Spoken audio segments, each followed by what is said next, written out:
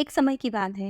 एक छोटे से गांव में यशोदा नाम की एक बूढ़ी औरत रहती। वह एक साधारण और संतुष्ट जीवन जीती थी, लेकिन उसके दिल में पास के शहर की यात्रा करने की गहरी इच्छा थी। ये शहर अपने हलचल भरे बाजारों और जीवंत वातावरण के लिए जाना जाता था, कुछ ऐसा जो यशोदा ने कभी अनुभव नहीं किया था। एक ही यशोदा का पोता आर्यन उससे मिलने आया। जब वह शहर के बारे में बात कर रही थी तो उसकी आंखों में उत्साह की चमक देखकर आर्यन ने उसकी इच्छा को पूरा करने का फैसला किया। उसने अपनी दादी की इच्छा पूरी करने के लिए दिन रात कड़ी मेहनत की, पैसे कमाए और बचाए तथा अपनी दादी यशोदा को उसके जन्मदिन पर शहर के लिए ट्रेन की टिकट देकर आश्चर्यचकित कर दिया। जैसे ही यशोदा ट्रेन से उतरी, उसकी आंखें शहर की चकाचौंध को देखकर आश्चर्य से बड़ी हो गई। जीवंत रंग, बाजार का शोर और सड़क की भोजन की गंध ने उसकी इंद्रियों को भर दिया। आर्यन ने बाजार में घूमते हुए व्यस्त सड़कों पर हो रही हर हलचल से उसका मार्गदर्शन किया और यशोदा का दिल कृतज्ञता और खुशी से भर गया। एक दिन आर्यन ने यशोदा को पेड़ के नीचे बैठे विचारों में खोया हुआ पाया तो वो उत्सुकतावश यशोदा के पास गया।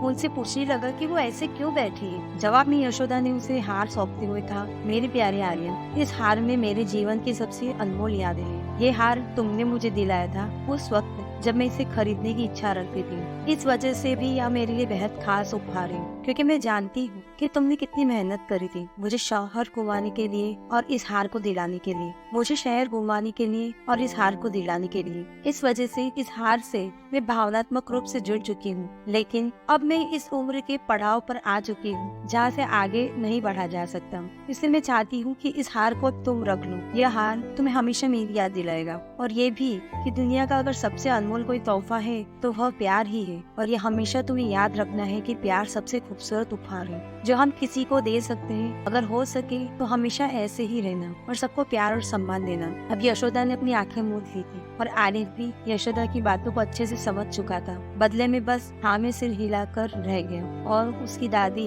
देखते ही देखते उससे बहुत दूर जा चुकी थी। यशोदा के प्यार की गहराई का एहसास होते ही आर्यन की आंखों में आंसू आ गए। उसके लिए ये हार एक अनमोल संपत्ति बन गया जो उनके बीच साझा किए गए बंधन का प्रतीक था। और इसलिए यशोदा की सरल इच्छा ने एक गहन एहसास को जन्म दिया कि सबसे मूल्यवान उपहार भौतिक संपत्ति नहीं है, बल्कि वह प्यार है, देखभाल और यादें हैं जो हम उन लोगों के साथ बनाते हैं जो हमारे करीब होते हैं। और यही खास बात सबसे ज्यादा मायने भी रखती है।